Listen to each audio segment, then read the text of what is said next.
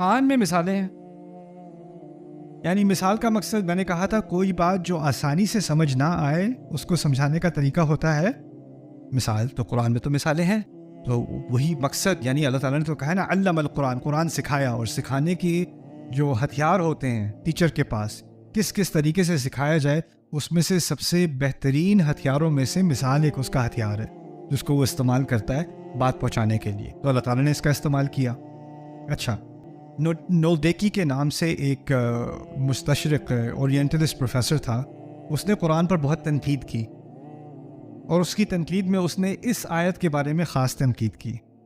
کہتا ہے قرآن کی مثالیں، وہ لکھتا ہے قرآن کی مثالیں بے تکی ہیں، ان کی کوئی سینس نہیں بنتی، اور اس لیے یہ امپریسو لٹریچر نہیں ہے. میں اس سے زیادہ متاثر نہیں ہوا. اور مثال کے طور پہ وہ اس آیت کو لاتا ہے. اس آیت کا ترجمہ اکٹھا کرتے ہیں حنفاء للہ غیر مشرکین بہ، جو اللہ تعالیٰ کے لیے خاص حنیف ہو گئے، فوکس ہو گئے، بغیر اس کے ساتھ کوئی شرک کیے.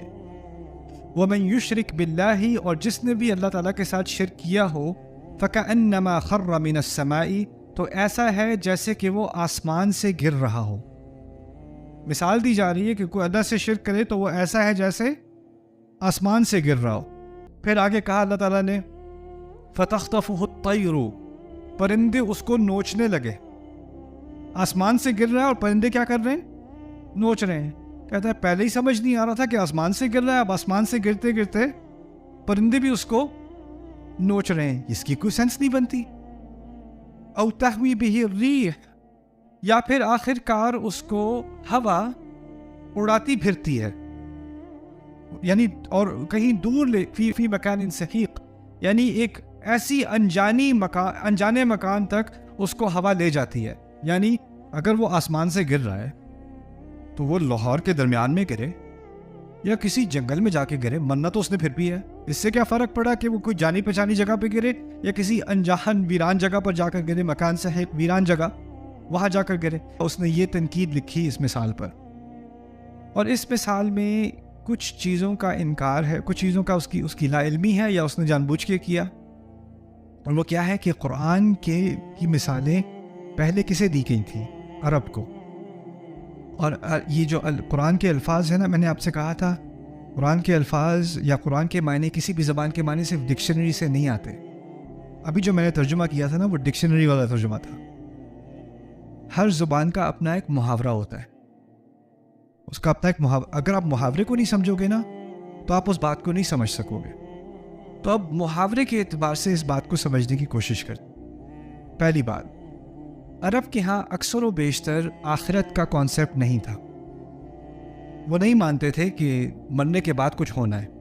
ٹھیک ہے، ان کی اکثریت ایسی تھی. اگر مرنے کے بعد کچھ نہیں ہونا تو جیسے جیسے بندہ عمر میں بڑھتا چلا جا رہا ہے اس کی ڈپریشن بھی بڑھ رہی ہے، کیونکہ جو اس کی زندگی ہے اس میں تھوڑا سا ہی ٹائم رہ گیا، اس کے بعد کچھ بھی نہیں ہونا، اس نے ختم ہو جانا ہے. تو پھر جب انسان کو پتا ہو نا کہ میرا بقا نہیں رہے گا، میرا وجود نہیں رہے گا، تو اس کو ایک خواہش آتی ہے کہ میرا وجود تو نہ رہے لیکن میری یاد تو رہ جائے، یعنی میرا نام تو رہ جائے، میرے بارے میں کوئی کہانی تو پیچھے رہ جائے، کوئی میرا ذکر تو کرے. ایک خواہش ہوتی ہے انسان کی. تو آج کل بھی کئی ممالک میں جہاں پر ایتھیزم ہے، کوئی ایمان نہیں لاتا اللہ تعالیٰ پر یا آخرت پر، تو خاص کر ایمان نہیں رکھتے. کوئی بلینئر ہو، ملٹی ملینئر ہو، موت کے قریب آتا ہے نا تو اپنی جائیداد کا بہت بڑا حصہ کسی ہسپتال کو ڈونیٹ کر دیتا ہے اور کہتا ہے میرے نام کا ایک اسٹیچو سامنے لگا دو، the really old dead guy school of cancer research. Okay, وہ لگا دو سامنے تاکہ جب اسٹوڈنٹس گزریں تو میرے اسٹیچوز کے نام سامنے سے گزریں اور وہ فخر سے کہیں میرے نام کا ڈپارٹمنٹ بنانا. وہ تو مر گیا، اس کا نام زندہ رہ جائے. کوئی لوگ مرنے سے پہلے ساری جائیداد یونیورسٹی کو دے دیں گے، نام بدلنا پڑے گا یونیورسٹی کا، تاکہ اس کے نام کا بار بار ذکر ہوتا رہے. اس کو چاہیے کہ میں تو نہیں رہوں گا، میری یاد رہ جائے. اب عربوں کے پاس بلینز تو تھے نہیں اسٹیچو بنوانے کے، نہ ہاسپٹل کو دینے کے. بس ایک ہی چیز تھی، ان کے پاس تھی شاعری. اور شاعری میں کس چیز کی شاعری وہ کرتے تھے کہ وہ میدان جنگ میں ایسا بہادر تھا، اس نے اتنے مارے، اس کی تلوار ایسی تھی، اس کا گھوڑا ویسا تھا، یہی باتیں ہوتی تھی نا. تو وہ چاہتا تھا کہ میں اس طرح یاد کیا جاؤں کہ میری بہادری کے لوگ بعد میں نغمے گائیں. اس کا ایک کلچر تھا. لیکن اب اس کو سمجھتے ہیں، اس تعبیر کو، اس سے اس کا کیا تعلق ہے.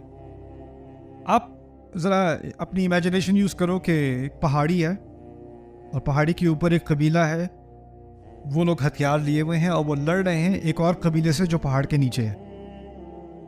کس کے پاس زیادہ ایڈوانٹیج ہے؟ اوپر والوں کے پاس. تو وہ اب ان کا مقابلہ کر رہے ہیں جو نیچے ہیں، لیکن جو نیچے ہیں وہ کسی نہ کسی طرح اوپر آ بھی گئے اور اوپر والوں کو ہرا بھی دیا.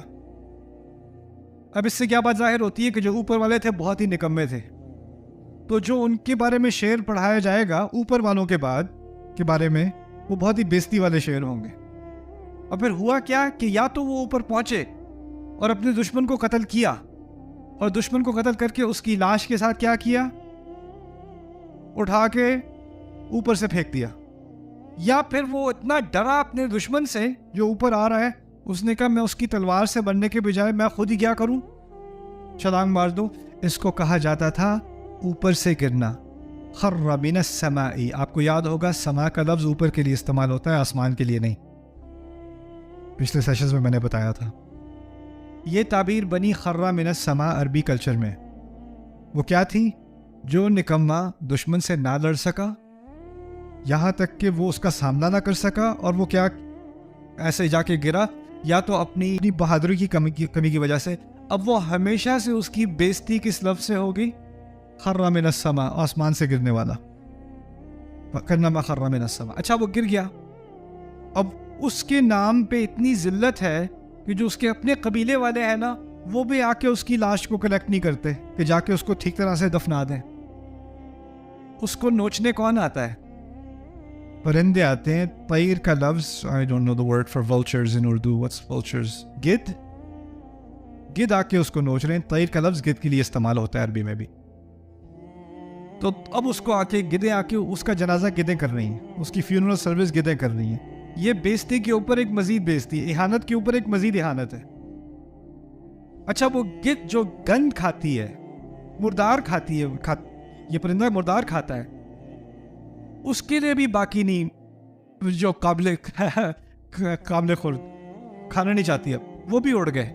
اب جو کچھ پیسز بچ گئے، اب کیا آتی ہے؟ ہوا آتی ہے اور کہیں نہ کہیں اڑا کے اس کو لے جاتی. اب پیچھے جاؤ. کہا تھا کہ تم میں سے جو کوئی شرک کرتا ہے نا، وہ اتنا اہانت آمیز جرم ہے، اتنی گھنونی حرکت ہے، تم اس کا روحانی اندازہ تو نہیں کر سکتے، لیکن تمہارے کیونکہ مثال دی جاتی ہے سننے والے کے نقطۂ نظر سے، تمہارے نقطۂ نظر سے جو بدترین صورت میں پیش کر سکتا ہوں، تو تمہیں کچھ آئیڈیا ہو جائے کہ یہ شرک ہے کیا چیز. یہ مثال سمجھ لو. فَكَأَنَّمَا خَرَّ مِنَ السَّمَاءِ فَتَخْطَفُهُ الطَّيْرُ أَوْ تَهْوِي بِهِ الرِّيحُ فِي مَكَانٍ سَحِيقٍ. تو یہ اصل میں قرآن نے ایک کلچر کو سمجھ کر اس سے بات کرنے کی بات کی، سکھائی ہے ہمیں بھی. جب مثال دی جائے تو آپ پہلے سمجھو تو صحیح کس سے بات کر رہے ہو، کیا بات ان کو سمجھ میں آئے گی، کس طرح کی مثال ان کو سمجھ میں آئے گی.